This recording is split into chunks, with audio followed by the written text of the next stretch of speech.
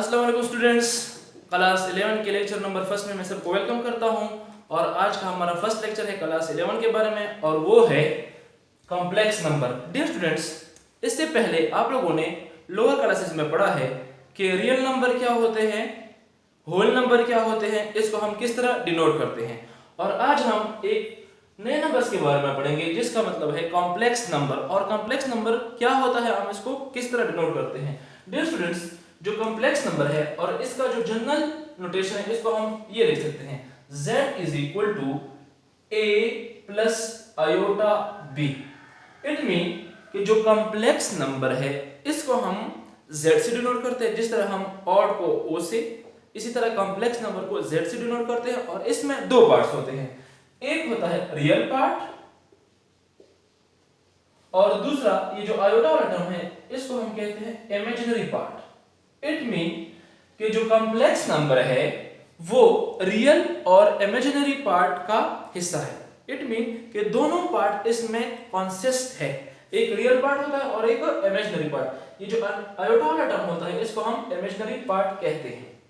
अब आते हैं कि अगर कॉम्प्लेक्स नंबर गिवन है और इसको हम किस तरह ऐड करें, सबट्रैक्ट करें, मल्टीप्लाई करें और डिवाइड करें। तो अब आते हैं कॉम्प्लेक्स नंबर की एडिशंस पे। हम इसकी एडिशंस किस तरह करते हैं, बहुत ही आसान है, क्योंकि यहाँ पे दो पार्ट होते हैं, एक रियल पार्ट और एक इमेजिनरी पार्ट।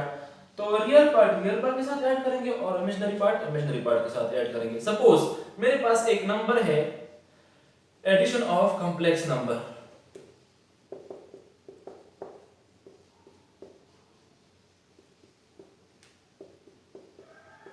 कॉम्प्लेक्स नंबर को हम किस तरह ऐड कर सकते हैं। तो डियर स्टूडेंट्स, अगर मेरे पास एक नंबर है z इक्वल टू z1, एक कॉम्प्लेक्स नंबर है 2 प्लस 3 आयोटा, और दूसरा नंबर है z2, वो बराबर है 4 प्लस 4 आयोटा। इट मीन अगर कोई आपसे कहे कि इनको ऐड करें तो ऐड करना बहुत ही आसान है। कैसे ऐड करेंगे, z1 plus z2 equal to real part, real के साथ 2 प्लस 4 तो ये आ जाएगा 6 प्लस 3 प्लस 4 ये आ जाएगा 7 और इसके साथ आ जाएगा आयोटा। तो ये ऐड करने का इसका तरीका है, बहुत ही आसान है। अच्छा, अक्सर स्टूडेंट पूछते हैं कि जो आयोटा की वैल्यू है वो क्या है, तो ये भी आप लोगों ने याद करने हैं। जो आयोटा की वैल्यू है वो है -1 स्क्वायर रूट, -1 स्क्वायर रूट। इसी तरह सब्ट्रैक्शन भी है। फॉर एग्जांपल अगर दो कॉम्प्लेक्स नंबर है z1 equal to 2 plus 3 iota और z2 जो है वो है 2 प्लस 4 आयोटा, सपोज यही है। तो इसको जब हम ऐड करेंगे तो कैसे करेंगे, इसको सपोज चलो लिख लेते हैं कि 5 प्लस 3 आयोटा। तो z1 minus z2 equal to, जब हम सब्ट्रैक्ट करेंगे z प्लस 3 आयोटा तो माइनस ब्रैकेट लगाए 2 प्लस 4 आयोटा। तो आपके पास ये देखिए किस तरह आ जाएगा, z1 minus z2 equal to, बहुत ही आसान है, ओनली सब्ट्रैक्शन है, 5 plus 3 iota minus 2 minus 4 iota. ये माइनस अंदर चला जाएगा तो माइनस हो जाएगा, ये भी माइनस हो जाएगा और ये भी माइनस हो जाएगा। ये इस तरह 5 माइनस 2 से आ जाएगा z1 minus z2 equal to 5 minus 2 से आ जाएगा 3 और 3 आयोटा माइनस 4 से आ जाएगा माइनस आयोटा। मतलब रियल पार्ट को हमने रियल से सब्ट्रैक्ट किया और इमेजिनरी पार्ट को हमने इमेजिनरी पार्ट से सब्ट्रैक्ट किया। इसी तरह इसका सब्ट्रैक्शन भी है। और आते हैं मल्टीप्लिकेशन की तरफ। मल्टीप्लिकेशन से पहले आपने दो रिजल्ट याद रखने होंगे, वो कौन कौन से हैं उसकी तरफ आते हैं।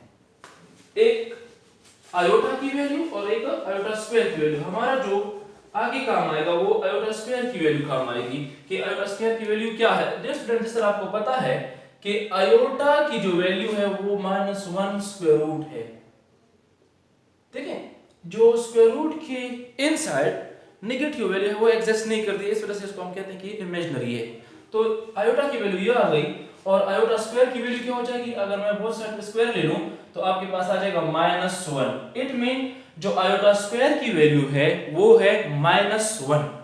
अब आते हैं मल्टीप्लिकेशन की तरफ के दो कॉम्प्लेक्स नंबर है, हम इसको किस तरह मल्टीप्लाई करें। सपोज मेरे पास एक नंबर है z1, एक कॉम्प्लेक्स नंबर है 2 प्लस 2 आयोटा, और z2 मेरे पास गिवन है सपोज 3 प्लस 4 आयोटा। अब ये दो नंबर गिवन है, z1 ये है और z2 दिस वन, इसको हमने मल्टीप्लाई करना है। तो कैसे मल्टीप्लाई करेंगे? z1 डॉट z2 मतलब मल्टीप्लिकेशन करते हैं। तो 2 plus 2 iota and dot 3 plus 4 iota. बहुत ही आसान है, सिंपल मल्टीप्लिकेशन है, लेकिन यहाँ पे एक पॉइंट बताने वाला हूँ। z1 and z2 equal to, ये टू जब इसके साथ मल्टीप्लाई हो जाएगा तो ये बनेगा 6, 2 4s are 8 प्लस 8 आयोटा।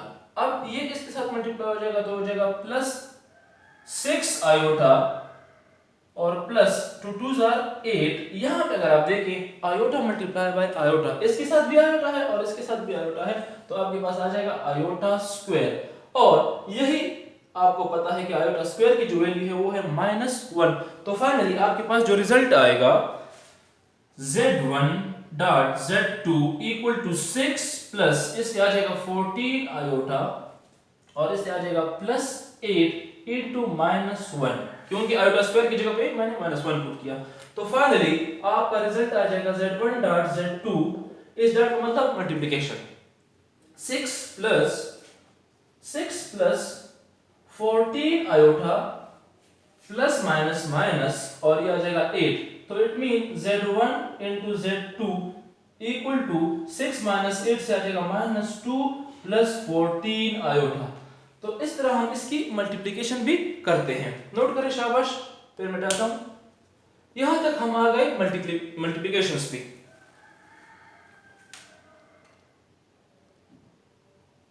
अच्छा स्टूडेंट्स, अब आते हैं कि मल्टीप्लिकेशन डिविजन्स तो अब हम करेंगे जिस तरह हमने एडिशन किया, सब्ट्रैक्शन किया, मल्टीप्लिकेशन किया।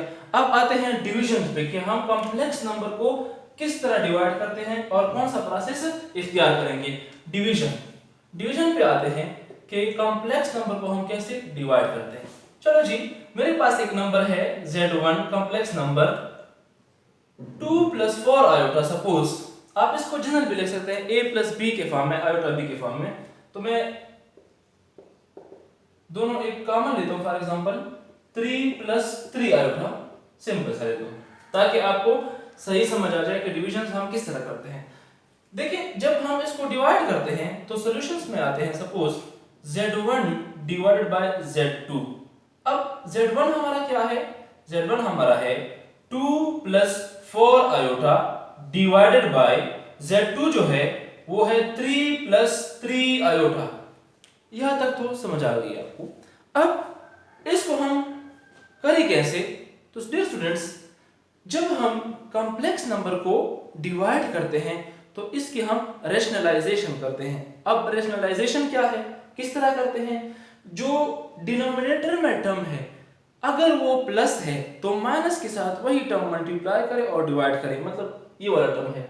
या आप इस तरह भी कर सकते हैं, ऊपर वाला जो टर्म है अगर प्लस है तो माइनस के साथ, अगर माइनस है तो प्लस के साथ मल्टीप्लाई और डिवाइड करें। चलो मैं यहां से टर्म उठाता हूं, ये जो डिनोमिनेटर में है 3 प्लस 3 आयोटा, इसको मैं मल्टीप्लाई और डिवाइड करता हूं, लेकिन किसके साथ? नेगेटिव के साथ, क्योंकि यहाँ पे पॉजिटिव है। तो इसको कहते हैं रैशनलाइजेशन। बाय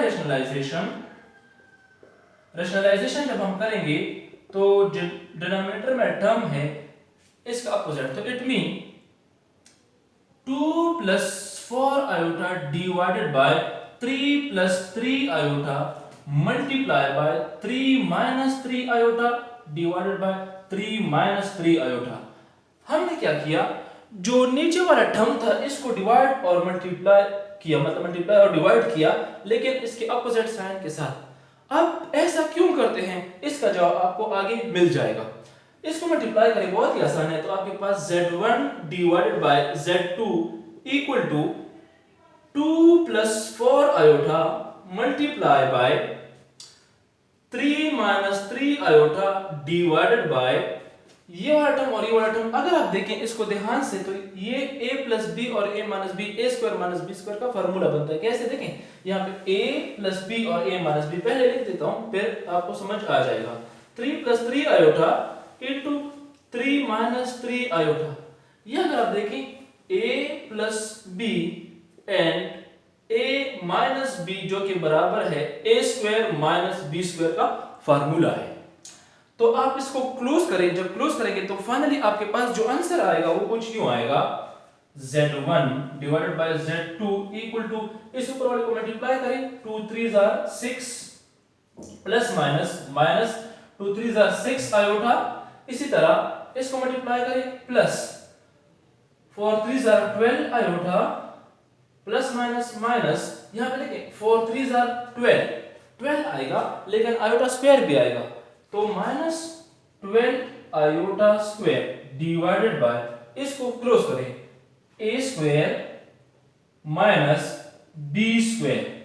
तो फाइनली आपके पास जो आंसर आएगा z1 divided by z2 equal to, finally आ जाएगा 6, इससे आ जाएगा प्लस 6 आयोटा और यहाँ पे माइनस 12 और आयोटा स्क्वायर की वैल्यू -1 डिवाइडेड बाय, इस तरीका स्क्वायर जब आप लेंगे तो आपके पास आएगा 9 माइनस 9 आयोटा स्क्वायर। तो फाइनली आपके पास जो आंसर आएगा वो finally we get 6 plus 6 iota minus minus plus 12 divided by 9 minus 9 और आयोटा स्क्वायर की जो वैल्यू है वो है -1, तो आपके पास z1 डिवाइडेड बाय z2 आ जाएगा 6, सॉरी इसको मैं प्लस करें तो आ जाएगा 18 प्लस 6 आयोटा डिवाइडेड बाय, और ये आ जाएगा 9 माइनस माइनस प्लस, ये आ जाएगा 9। तो फाइनली आपके पास आ जाएगा z1 divided by z2 equal to 18 plus 6 iota divided by 18। अब ये 18 दोनों के नीचे आप लिख सकते हैं, तो finally we get the answer, आपके पास जो आंसर आएगा फाइनली ये आएगा, डिवाइड करें बोथ साइड पे, तो आपके पास जो फाइनल आंसर आएगा वो कुछ यूं आएगा, 18 z1 divided by z2 plus 6 iota divided by 18, ये इसके साथ कैंसिल हुआ तो आपके पास z1 डिवाइडेड बाय z2 फाइनली आ गया 1 प्लस 6 1 are 6 6 3 are 18 1/3 आयोटा। ये हमारा फाइनल आंसर है जिसमें हमें रियल और इमेजिनरी पार्ट का पता है। इसमें रियल पार्ट कौन सा है, 1 है, और इमेजिनरी पार्ट कौन सा है, 1 और 3 है। तो इस तरह हम इसकी डिविजन्स करते हैं, नोट करें, फिर आगे हम बढ़ते हैं। शाबाश। अच्छा डियर स्टूडेंट्स, अब आते हैं कि कॉम्प्लेक्स नंबर का कंजुगेट का क्या मतलब है और कॉम्प्लेक्स नंबर का हम मॉडुलस कैसे लेंगे और रियल में इसका ग्राफ क्या आएगा। चलो जी, पहले देखते हैं conjugate of complex number. Complex number का जो कंजुगेट है इसका क्या मतलब है, कंजुगेट। डियर स्टूडेंट्स, कंजुगेट का मतलब ये है, फॉर एग्जांपल अगर मेरे पास एक कॉम्प्लेक्स नंबर गिवन है इन फॉर्म, दिस फॉर्म में कि a प्लस आयोटा b मतलब 2 प्लस 4 आयोटा जो भी गिवन है, जनरल फॉर्म बता रहा हूं। अगर कोई आपको कहे कि इसका कंजुगेट ले ले, तो कंजुगेट का मतलब ये है कि जो आयोटा वाला टर्म है इसकी साइन को चेंज करें और इस कंजुगेट को हम डिनोट करते हैं बार से। किस तरह, तो इसका जब मैं कंजुगेट लूंगा तो ये लूंगा z बार। z बार का मतलब ये है जब भी z के ऊपर बार आ जाए तो इट मीन ये z का कंजुगेट हमने लिया है, कॉम्प्लेक्स नंबर का कंजुगेट। तो कंजुगेट इसका क्या होगा, इसका ये होगा, suppose a minus iota b, कुछ नहीं किया, सिर्फ जो इमेजिनरी टर्म था आयोटा वाला टर्म, इसकी साइन को मैंने चेंज किया, तो इस तरह हम इसका कंजुगेट लेते हैं। अब आते हैं मॉडुलस के ऊपर कि हम इस कॉम्प्लेक्स नंबर का मॉडुलस कैसे लें। मतलब अगर कोई आपको कहे कि z मॉडुलस, इसको हम कहते हैं मॉडुलस या मैग्नीट्यूड। तो डियर स्टूडेंट्स, अगर आप इसका ग्राफ देखें तो कुछ यूं होगा। इसकी ग्राफ की तरफ आते हैं। सपोज मैं कहता हूं कि ये जो a और b है इसको मैं ड्रा कर देता हूं ऐसे। देखें, सपोज ये मेरा x एक्सिस है, पॉइंट a है, और ये मेरा पॉइंट b है। तो इनके सामने मेरा जो पॉइंट आ रहा है वो ये है। तो यहां से अगर मैं एक लाइन ड्रा करूं, दिस वन, मतलब ये है कि मैं x एक्सिस पे इतना गया और y एक्सिस पे इतना गया, इसके मुताबिक। तो ये जो लाइन है ये मेरा आ गया z का। अब अगर आप देखें तो ये ट्रायंगल सा बना हुआ है, तो इस ट्रायंगल में हमने ये देखना है कि अगर ये A है और ये B है तो डेफिनेटली ये भी B होगा, और ये राइट एंगल ट्रायंगल बना है। अब स्टूडेंट्स चूंकि राइट एंगल ट्रायंगल बना है, जो कि ये लाइन है, हमें ये Z का मॉडुलस चाहिए। तो Z का मॉडुलस हम किस तरह फाइंड करेंगे? By Pythagoras theorem. इस ट्रायंगल को मैं कोई नाम देता हूं, सपोज OAB। अब मैंने इसका मॉडुलस फाइंड करना है। जब मॉडुलस फाइंड करूंगा इट मीन कि थीटा के सामने ये परपेंडिकुलर है और 90 के सामने ये हाइपोटेन्यूज है, और ये वाला जो है ये बेस है। ये आपने लोअर क्लासेस में पढ़ा है। अगर आपको इस चीज के बारे में कंफ्यूजन है तो YouTube पे मेरी वीडियो मौजूद है, आप जाके ट्रिग्नोमेट्री में सर्च करें और ये वाली चीजें आपको वहां से क्लियर हो जाएगी। अच्छा, अब ये राइट एंगल ट्रायंगल है, तो जब भी हम राइट एंगल ट्रायंगल सॉल्व करते हैं तो पाइथागोरस थ्योरम का सहारा लेते हैं। पाइथागोरस थ्योरम क्या है? पाइथागोरस थ्योरम के मुताबिक हाइपोटेन्यूज का स्क्वायर इक्वल टू बेस का स्क्वायर प्लस परपेंडिकुलर का स्क्वायर। ये आपके माइंड में हो कि हम कॉम्प्लेक्स नंबर का मॉडुलस फाइंड कर रहे हैं, तो मॉडुलस का फार्मूला कुछ यूं होगा। देखिए अब यहां पे अगर आप देखें तो हाइपोटेन्यूज की जगह पे दिस फैक्टर है, मतलब OBZ। तो Z का स्क्वायर इक्वल टू, यहां से नजर आ रहा है ये हमारा हाइपोटेन्यूज है, ये हमारा परपेंडिकुलर है, और दिस वन बेस। तो हाइपोटेन्यूज का स्क्वायर मतलब Z का स्क्वायर, बेस का स्क्वायर, बेस की जगह पे हमारे पास क्या है? A है, A का स्क्वायर प्लस परपेंडिकुलर की जगह पे क्या है? B है, B का स्क्वायर। लेकिन मुझे तो Z स्क्वायर नहीं चाहिए, Z चाहिए और इसका मॉडुलस चाहिए। पहले क्या करें? इसका स्क्वायर रूट ले लें। जब स्क्वायर रूट लेंगे तो Z square square root equal to A square plus B square का स्क्वायर रूट।